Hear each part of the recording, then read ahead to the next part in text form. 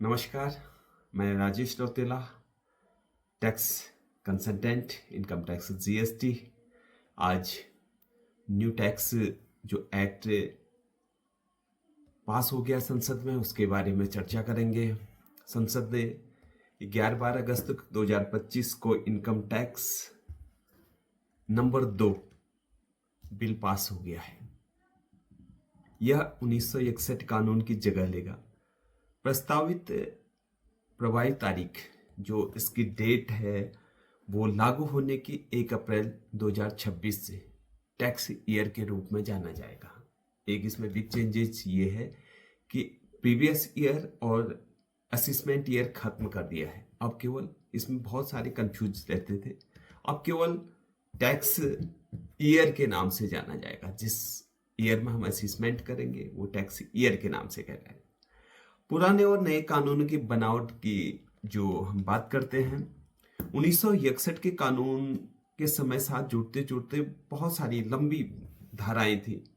819 थे और करीब 47 अध्याय थे। उसमें कुल शब्द 5,12,000 के करीब थे।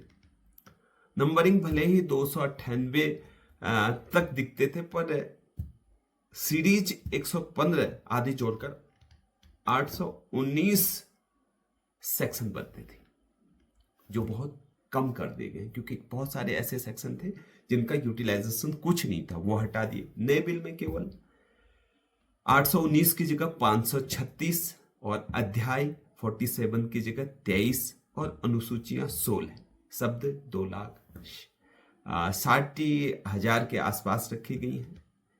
और यानी कि ये कहें कि जो पुराना 1961 का एक्ट था उसमें से करीब आधा कर दिया गया है।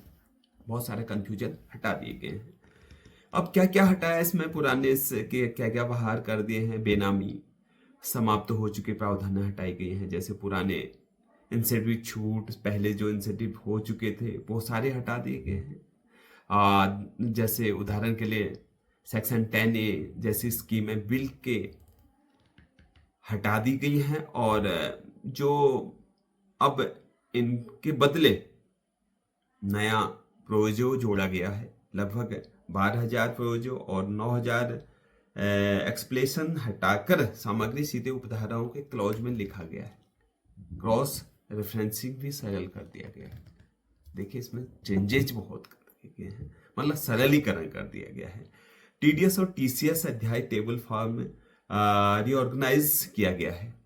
रेजिडेंस और नॉन रेजिडेंस नो डिडक्शन के लिए भी अलग से टेबलें लिखी आ गई हैं। पहले ये होता था कि किसी का टीडीएस नहीं करता था, कोई सैलरी पर्सन होता था या कोई तो उसका डाटा टीडीएस रिटर्न फाइल करने में नहीं जाता था। लेकिन अब इसमें उसका टीडीएस और वो अपना जो 26AS है वो भी चेक कर सकता है और फॉर्म भी प्राप्त कर सकता है 16A या 16 डिपार्टमेंट से।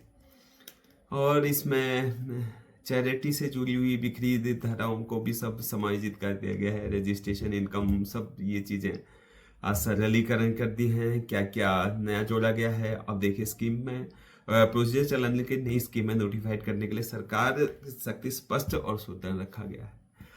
लोअर नील टीडीएस मैंने जैसा बता दिया है, जिनका टीडीएस नहीं करता है कर ऐसे भुगतान सर्टिफिकेट ले सकते हैं। हाउस प्रॉपर्टी से जुड़े मुद्दे, लिखावट, मानक कटौती 30% इत्यादि साफ भाषा में दोहराकर स्पष्ट कर दिया गया है, जो standard deduction house property income में मिलती थी।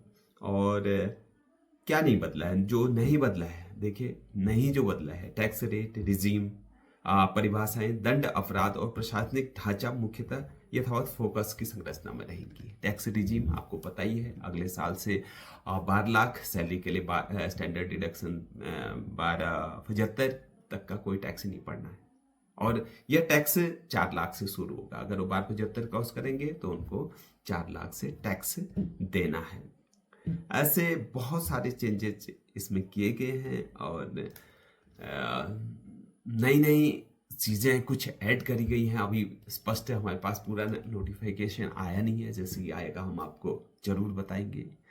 और अधिक जानकारी के लिए अभी आप हमारे चैनल को सब्सक्राइब कर सकते हैं, लाइक कर सकते हैं जानकारी प्राप्त करने के लिए। थैंक यू वॉचिंग के लिए, बहुत बहुत धन्यवाद। Thank you.